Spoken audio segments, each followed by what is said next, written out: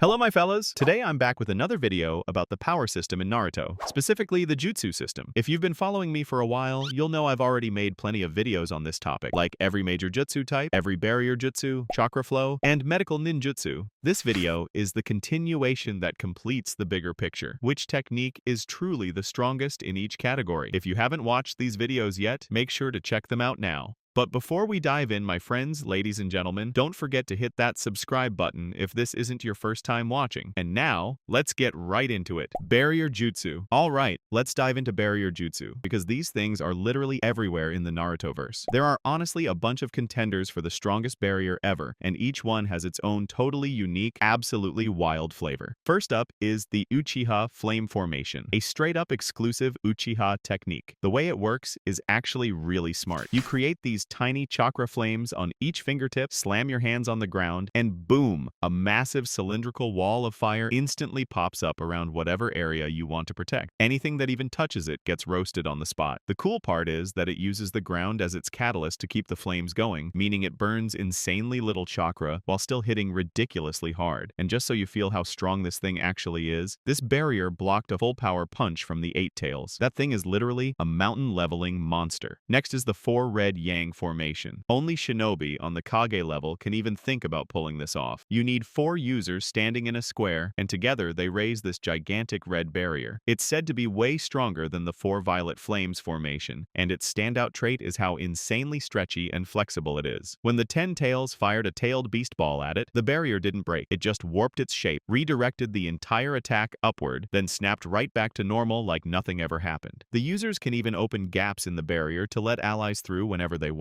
But the price is brutal. This jutsu drains so much chakra that at least 2 of the 4 users get heavily restricted from using other jutsu, even basic stuff like clone techniques. And finally, we've got the 6 Red Yang Formation, a technique I'm willing to bet most people have literally never even heard of. This is the absolute top-tier barrier jutsu, completely outclassing the 4 Red Yang Formation in both scale and durability. This thing is described as a barrier nobody can possibly walk through, and only people who've been blessed with 6 paths power can use it. You see the pattern here. Uchiha Flame Formation, while crazy strong, is obviously an Uchiha origin technique. At the end of the day, the user is still operating inside mortal level limits. 4 Red Yang Formation is a whole different story because now you're talking about 4 Kage working together. That's 4 of the strongest shinobi on the planet combining their power, but there's a huge catch: the cost. Maintaining this barrier drains so much chakra that even Kage literally can't use clone jutsu while holding it up. And that's exactly where the 6 Red Yang Formation just completely breaks every rule in the book. This jutsu exists in a totally different tier. The reason is simple. You straight up need 6 paths power to activate it. This is not something you can train for, not something you can learn from some ancient scroll. Some people might argue that the 4 Red Yang Formation, with the right lineup of 4 Kage, could maybe compete. But here's the problem. Even if you brought together the 4 strongest Hokage in history, they're still working inside the limits of Kage level power. 6 paths power is a massive leap into a completely different dimension of strength. When you're channeling chakra granted by the literal creator of ninjutsu, any comparison to mortal level jutsu becomes absolutely meaningless. Chakra absorption.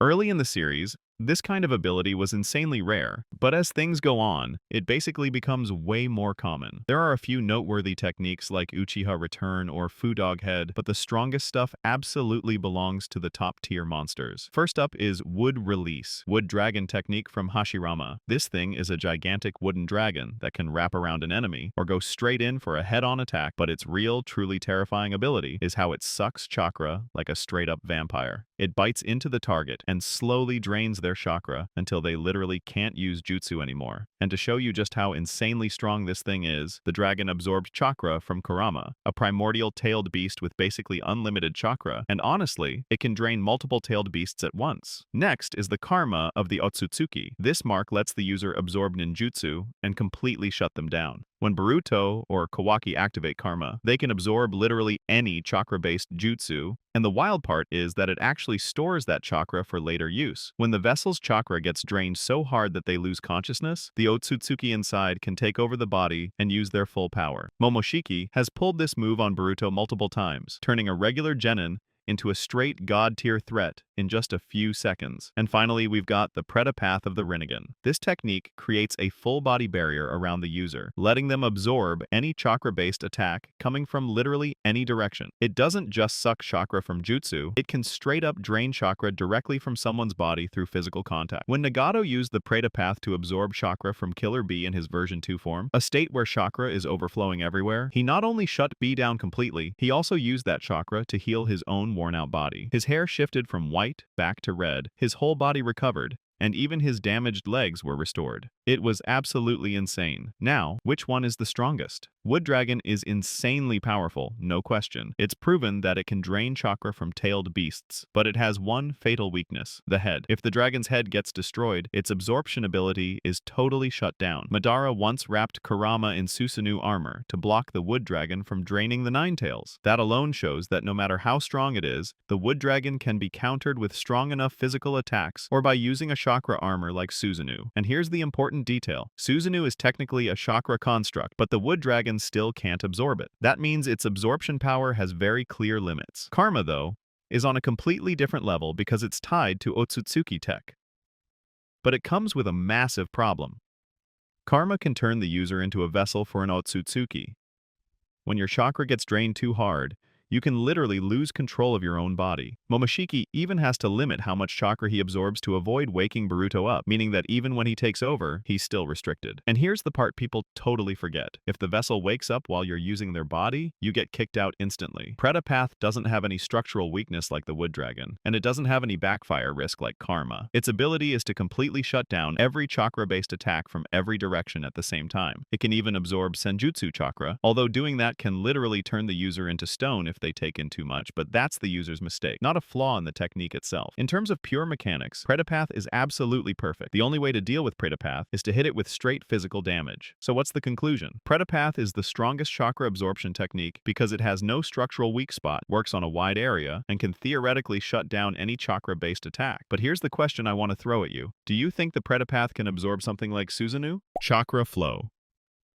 Alright, now we're talking about Chakra Flow, one of the most basic concepts in Naruto, but also one that can reach absolutely insane destructive levels. Chakra Flow is basically how you channel your chakra into weapons, your body, or even transform it into a completely new type of energy. There are tons of classic examples like Asuma's Chakra Blade, one of the earliest introduced techniques, or the lightning chakra mode of the two Raikage, a straight-up overpowered form that lets them fight on par with the strongest shinobi. But there are two candidates that really sit at the absolute top of Chakra Flow. First up is Tenseigen Chakra Mode, a unique transformation only for people who possess the Tenseigen.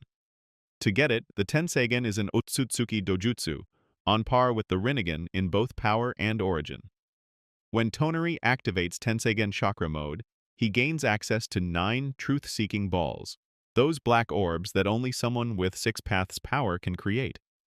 And Tonari can pump more chakra into them, turning them into glowing cyan balls. He can make them into a shield, split them into tons of high-speed projectiles, or even turn a single ball into a decorative cage to trap Hinata. But the truly terrifying power of this mode comes from the Silver Wheel Reincarnation Explosion and Golden Wheel Reincarnation Explosion. The first creates a massive silver storm that literally wipes out the moon's surface, and the second forms a giant golden sword that slices the moon in half. No exaggeration here, Tonari literally cut the moon in half. We're talking planet-scale destruction level power. And then we've got Barrier mode, a form that, the first time I saw it, I thought was literally the craziest thing Kishimoto ever wrote. Barrier mode works kinda like nuclear fusion, a total atomic reaction. Naruto and Kurama's chakra are consumed as raw material to create a completely new type of energy. The chakra boost here is so insanely strong it shocks literally anyone. Massive, unreal, over the top. In this state, Naruto's reflexes, speed, and strength are boosted far beyond Ishiki's level. And to put that into perspective, Ishiki is a full Otsutsuki, a being that's lived thousands of years with power that dwarfs every shinobi on Earth. But Naruto in Barrier mode literally caught Ishiki's black rods mid-air before they could even fire, dodge, dodged and blocked his attacks like it was nothing. Here's the truly insane part. Because all the chakra is connected, just touching your opponent lets Barrier Mode drain their lifespan. Naruto doesn't even need to beat Ishiki with raw strength. He just touches him and slowly burns through Ishiki's remaining life until there's nothing left in Jigen's body. So, which one's stronger? Tensigan Chakra Mode can only happen if you're an Otsutsuki or have the Tensigan, a super rare dojutsu only Toneri has in the whole series. You basically have to be born with the right bloodline and go through an insanely complicated process involving the Byakugan of Hyuga clan. In terms of accessibility, it's basically non-existent for normal people. Barrier Mode, on the other hand, doesn't need a special bloodline or legendary dojutsu. Technically, any Jinchuriki with a strong enough bond with their tailed beast can pull it off. And that's exactly why I believe Barrier Mode is the strongest chakra flow technique. When you use it, you're not just consuming chakra, you're burning the very existence of your tailed beast. Think about it. Kurama alone is ridiculously OP, half a fox that already wrecked the shinobi world, and now you're pooling all that raw, insane power and using it in just a few minutes. The sheer destructive force is absolutely terrifying. The user has to be completely focused. No unnecessary movements, no random thoughts, no sloppy actions. Every single move has to be calculated to keep Barrier Mode stable. And if you hold it for too long, it slowly drains your own power and lifespan. But the risk is even crazier for the tailed beast. Once you hit the limit, the entire existence of Kurama could be destroyed. Kurama would die, taking all of its chakra and abilities away from Naruto. That's exactly why Barrier Mode is only used once in the whole series. So why do I say Barrier Mode is stronger? Because while Tenseigan Chakra Mode can literally destroy planets, Barrier Mode beat a full-power, complete Otsutsuki. And we're talking Ishiki, not Toneri. He's way stronger, and Barrier Mode turned him into a completely helpless puppet. The lifespan draining ability through touch is basically a hack's power that no defense can stop, because it's not a physical or chakra-based attack you can block or absorb. It's a natural law forced onto your opponent. Tenseigan Chakra Mode can slice the moon in half, sure, but Barrier Mode can erase the existence of a god. Fuinjutsu. Now, the art of sealing, one of the trickiest and most complex branches of jutsu in Naruto. Sealing is all about binding, imprisoning, and controlling. There are a ton of crazy impressive sealing techniques, so let's check out a few of the strongest ones. First up is the desert-layered Imperial Funeral Seal from Gaara and Shukaku. This thing uses a massive amount of sand to cover enemies in layer after layer, then compresses them into a giant pyramid to trap the target. Sealing tags can be slapped on the pyramid to boost its power, or Shukaku can enhance the seal using jutsu covering its body. This creates a prison that's nearly impossible to escape. Next is adamantine sealing chains, the signature technique of the Uzumaki clan. The user creates chains made from their own chakra, usually emerging straight from their body. These chains are insanely durable, strong enough that even the Ninetales has to struggle to break them. And here's the kicker. The chains neutralize the target's chakra, locking it down completely. Even after Kushina's death, a tiny bit of her leftover chakra inside Naruto was enough to create chains that still suppress the Ninetales. Then we've got Karma. Yeah, it's technically a seal, but in some ways it's more like a storage device. And finally, we hit the Six Paths Chibaku Tensei, which I'd honestly say is the strongest Fuinjutsu ever in Naruto. This is a Six Paths level sealing technique, only usable by someone with Six Paths power, combining Six Paths yin and yang forces. Here's how it works. Two users with Six Paths yin and yang powers simultaneously place their palms on the target. The target then becomes a gravitational center, pulling up the earth and rocks around them to form a massive sealing stoneway bigger than a normal Chibaku Tensei. This technique can seal a target's Rinne Sharingan and forcibly drain chakra from their body. Now let's talk about the real scale of this jutsu. Hagoromo and Hamura Otsutsuki used the Six Paths Chibaku Tensei to seal the Ten-Tails, the monster that basically created the entire ninja world, locking its body inside a newly formed moon. Yep, this technique literally created the moon. In the Naruto universe, the moon is actually a giant sealing stone holding the Ten-Tails. Centuries later, Hagoromo's spirit passed down the necessary seals to Naruto and Sasuke, and they pulled the same insane feat, resealing Kaguya Otsutsuki along with Black Zetsu inside a new moon in her core dimension. One technique has the power of a tailed beast. Another is a sealing jutsu strong enough to control a tailed beast.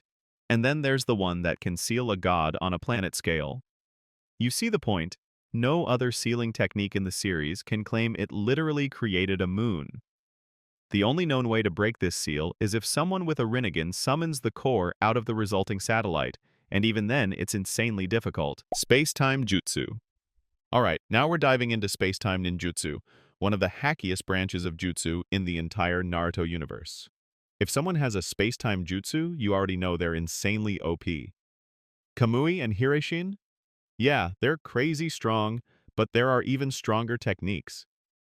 First up, we've got Amano Tejikara from Sasuke Uchiha, a space-time jutsu powered by his Rinnegan granted by the Sage of Six Paths. Using his left eye, Sasuke can instantly swap positions with anything occupying space he targets. In combat, this means he can dodge attacks in the blink of an eye, swap spots with weapons like a sword to trap enemies closing in, or even transport other people. He can also fire an attack like Chidori and then teleport the opponent into it at the last second to guarantee a hit. Next is Sasuke's Space-Time Dojutsu, a technique without a specific name that lets him travel between different dimensions through his Rinnegan. This jutsu creates a twisting dark portal that anyone can step through. With it, Sasuke can move to and from dimensions he can pinpoint, giving him insane mobility and tactical control over space itself. Then we've got Otsutsuki Teleportation, a space-time jutsu used by the Otsutsuki clan. The user creates a tear in space that can instantly move anyone covered by it to a chosen location, including alien dimensions. An Otsutsuki can sync this technique with their Kama recipients, letting a member teleport to the host's location via the mark. Two Kama users can even combine their marks to create a rift that breaks through Fuinjutsu. Even if the target has no Kama, as long as the user can track their chakra, they can open a rift and pull them in, like when Ishiki teleported Kawaki using Naruto's chakra. And finally, we have Amano Manaka from Kaguya. When I first saw this, I thought it was one of the most broken abilities ever written in Naruto. Using her Rinne Sharingan, Kaguya replaces the world around her with one of her personal dimensions. Everyone nearby experiences the change in location simultaneously. Here's what makes Amano Manaka insanely unique compared to all other space-time jutsu. While most techniques move the user to a destination, Kaguya moves the destination to her. This one breaks all the rules. Moving entire dimensions like this takes enormous amounts of chakra, so only Kaguya can pull it off. Even she gets tired if she pushes it too much, but that's because of the scale, not weakness. For anyone watching from outside, Kaguya and everyone else just vanish from the previous dimension, leaving no chakra trace. People affected by Amano Manaka keep their relative positions across dimensions, so someone rushing Kaguya in one dimension is still rushing her in the next. Kaguya even has tactical control over where she and others appear in the new dimension. Now, with Hireishin or Amano Tejikara, you're teleporting yourself and dueling a single opponent. With Amano Manaka, you can literally call up an entire acid dimension or whatever, covering an entire army and wiping almost all of them at once. It's way cleaner and more insane. Yeah, Amano Manaka is the strongest space-time jutsu, Juinjutsu. Alright, now Juinjutsu, Cursed Seals, one of the darkest, creepiest branches of jutsu in Naruto. To make it easy to understand, we've got the Hyuga main family's Juinjutsu. This cursed seal is used by the main house to protect their Kekkei Genkai, the Byakugan. They stamp it on the branch house members so that if they die, their Byakugan gets sealed, making sure no enemy can steal their secrets. But it's not just a lock. The main house can torture branch members with it too. If a main house member performs a special hand seal, the branch member feels excruciating pain, stopping them from ever rebelling. And if the pain is intense enough, it can literally kill them by destroying brain cells. The cursed seal is applied on the branch house member when the next main house heir turns 3. For example, Neji got his seal at 4, Hinata at 3. The seal only disappears with death, so dying is the only way to be free. Next up is Orochimaru's Juinjutsu, a cursed seal based on transformation that he can slap on others for all sorts of purposes. Yeah, I'm talking about those marks he put on Sasuke, Anko, Kimimaro, and the Sound 4. To apply the seal, Orochimaru bites the recipient's neck, and the mark appears near the wound. The target passes out while their body either accepts or rejects the cursed seal. Orochimaru set the seal's compatibility at just 10%. If the body doesn't match, it dies instantly. If they survive, the recipient gets access to insane power from the cursed seal. And let me tell you, the stronger the seal, the stronger you get. But the catch? You gradually become Orochimaru's puppet. And finally, we've got demonic statue chains, chakra chains created via the outer path. According to Obito, this binding power he used is way stronger than Nagato's outer path. These chains come with a cursed seal that can suppress the power of tailed beasts and inflict insane pain on anyone caught in them. Obito can create these chains using black receivers. He implants one in each of his 6 paths of pain. By generating chains from a Jinchuriki's receiver and linking them to his hands, he can restrain and suppress the tailed beasts inside if they try to resist him. The demonic statue itself can shoot out chakra chains from its mouth. When Madara regains his Rinnegan and takes control of the statue, he creates massive dragon head-shaped chains that instantly wrap around all 9-tailed beasts' necks like collars and pull them into the statue. These chains can extract tailed beasts from their Jinchuriki and stop them from destroying their tailed beast mode. And honestly, this is hands down the strongest Jutsu in the series. You see Madara hunting 9-tailed beasts like their pets, and even if the chains are cut, they reconnect effortlessly. This is next-level binding power, something no other cursed seal in the entire series can even dream of matching. Medical Jutsu. Alright, now we're talking Medical Ninjutsu, a branch of jutsu that a lot of people sleep on because it's not flashy or explosive. But what's the difference between Yahiko and Tsunade? One dude dies from a single kunai, the other survives getting stabbed by 2 Susanoo swords. At the highest level, there are 2 insanely strong techniques, each approaching healing in a totally different way. First up, Katsuyu, immense network healing. This is a teamwork-based jutsu used by Katsuyu and its summoner through the strength of 100 seal. Here's how it works. Katsuyu splits her body into tons of tiny clones, each attaching to someone. The summoner then channels medical chakra through Katsuyu to the injured person, healing wounds, restoring stamina, and chakra reserves. This lets you heal a massive number of people at once, no matter how far apart they are. While doing this, the summoner is linked to Katsuyu, so they can communicate with the slug and even sense what it's feeling on the battlefield. When Pain attacked Konoha, Tsunade used this jutsu to heal the entire village while chilling in one spot. Thousands of people got healed simultaneously. Next up, Ninja Art, Creation Rebirth, Strength of 100 Technique. This is a forbidden technique only available to those who've mastered Creation Rebirth. It regenerates the user's body by massively accelerating cell division. But here's the crazy part. It's continuous and automatic. Any damage the user takes gets healed instantly, no hand seals, no conscious effort needed, as long as they've got chakra. Basically, the user becomes a walking, almost unkillable healing machine. This jutsu shortens the user's lifespan, but in return, it gives them basically immortality in combat. Tsunade even said that only medical nin who have mastered this technique are allowed to break the rule that forbids them from directly joining battles, a rule she herself set. That's why she and her student, Sakura, are basically the only ones allowed on the front lines. Now here's where it gets really interesting. We've got 2 completely different healing philosophies going head-to-head. Katsuyu. Immense network healing is all about massive-scale healing. You can heal an entire army, a whole village, anyone in range of Katsuyu's clones. The strategic implications are insane. In a huge war like the 4th Shinobi World War, keeping your troops constantly healed and fighting can literally be the difference between victory and defeat. You're sustaining the combat power of your entire force. On the other hand, Strength of 100 technique takes a totally different approach. It turns one person into basically untouchable armor. And here's the kicker. It's completely automatic. As long as you've got chakra, you can't die. So which one's stronger? Both tap into chakra stored in the Strength of 100 seal, basically the same source. But they serve completely different purposes. If you're a general commanding an army, Katsuyu is the obvious choice.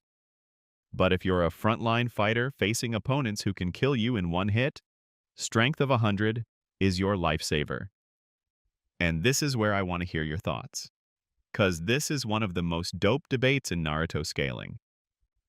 There's no right or wrong answer here. It's all about understanding the trade-offs and what kind of strategy you're prioritizing. Reincarnation Jutsu.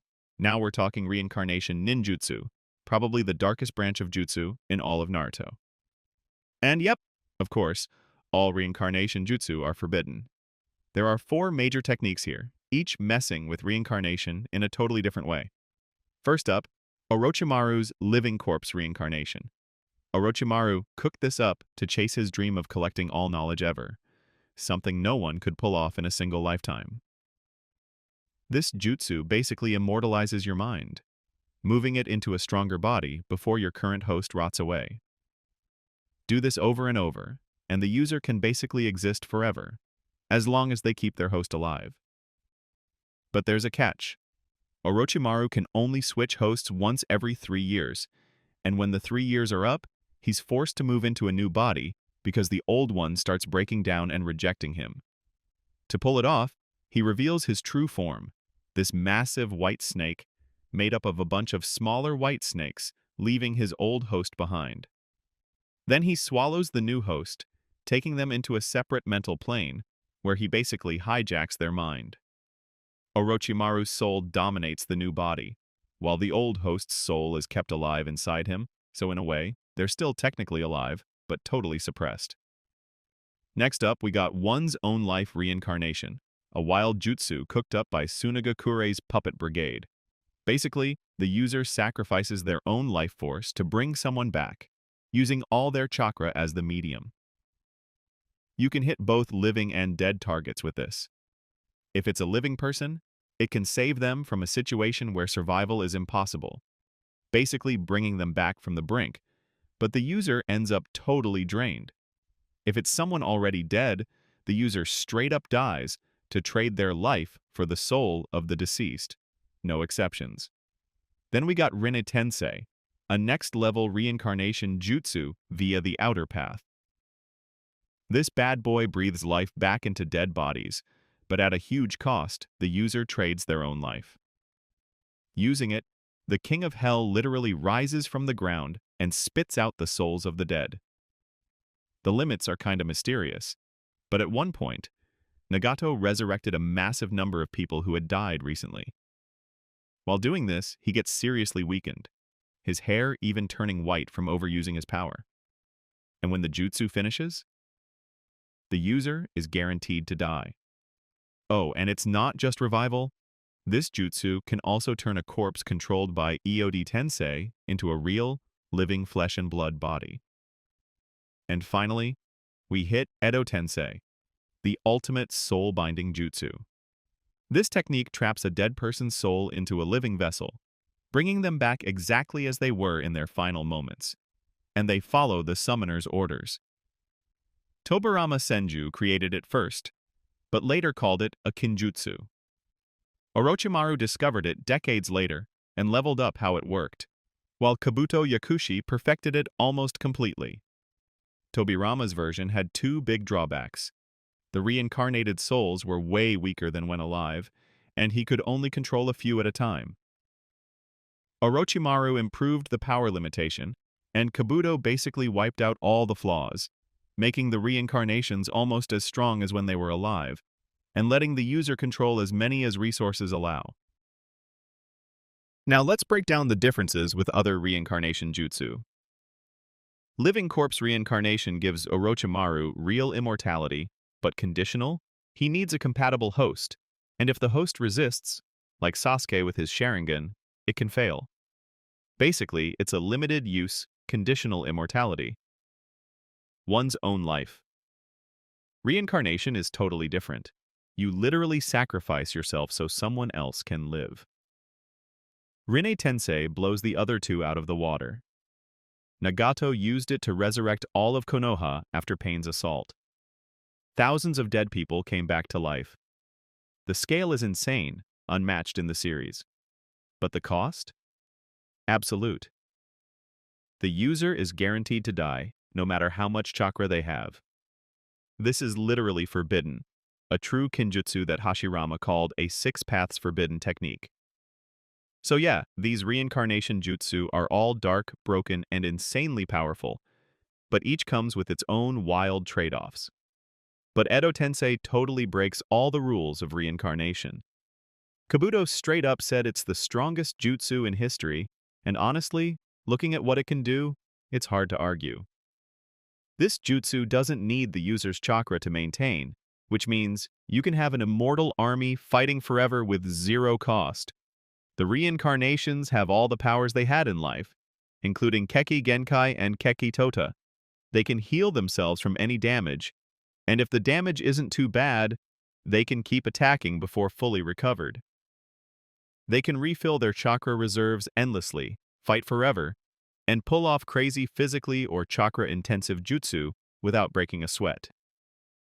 Kabuto even resurrected Madara Uchiha beyond his prime, combining the best traits from different points in his life.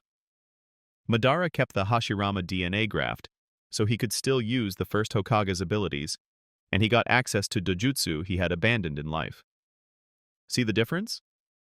It's one thing to bring back a person or two and pay with your life, and another to create an endless fighting force with zero limits. Kabuto rolled out dozens of reincarnated shinobi in the Fourth Shinobi World War, including legends like Madara, previous Kage, and even Akatsuki members. One guy literally made an army that could go toe-to-toe with the entire Shinobi Alliance. Bottom line, Rinne Tensei is more humane, but Edo Tensei, bro, that shit is insanely OP. Genjutsu.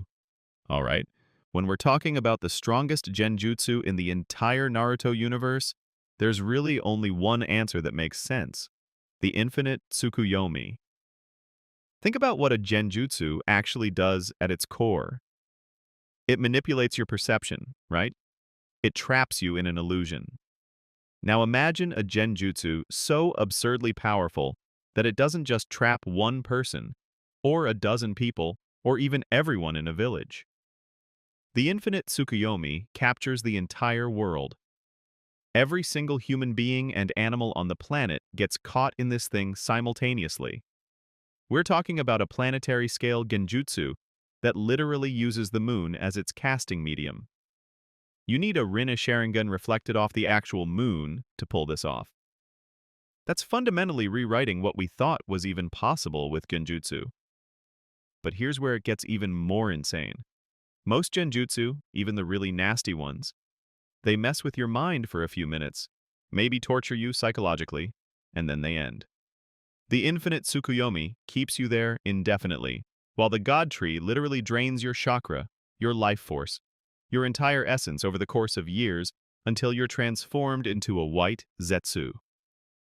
You become a mindless husk, a drone, completely stripped of everything that made you human. And the whole time this is happening, you're living in a perfect dream, completely unaware that you're being consumed. Something like Kotoa Matsukami alters someone's thoughts without them knowing. And yeah, that's incredibly powerful for manipulating individuals. But compare the scale. Kotoa Matsukami affects one person and has a cooldown period of years between uses. The requirements to even cast this jutsu are ridiculous. You need either the actual Ten Tails, or you need to be Kaguya Otsutsuki herself, or you need to be someone like Jubidara. For short, you have to achieve the Rinne Sharingan. And let's talk about how difficult this thing is to counter, because that's where you really see the difference between this and every other genjutsu. Normal genjutsu. You can break them with pain, with disrupting your chakra flow, or with help from a partner. Even Tsukuyomi, which is considered one of the most powerful Sharingan genjutsu, can theoretically be broken if you have a Sharingan of your own or if you're skilled enough. But the infinite Tsukuyomi? The only people who are immune are the dead, white Zetsu, anyone coated by black Zetsu, and Rinnegan users who can shield themselves and others nearby. That's it. Everyone else is completely helpless. You need a Rinnegan user combined with the chakra of all nine-tailed beasts to release everyone. That's not a weakness in the jutsu. That's an almost impossible requirement that ensures this technique is basically permanent unless you have godlike power. Taijutsu.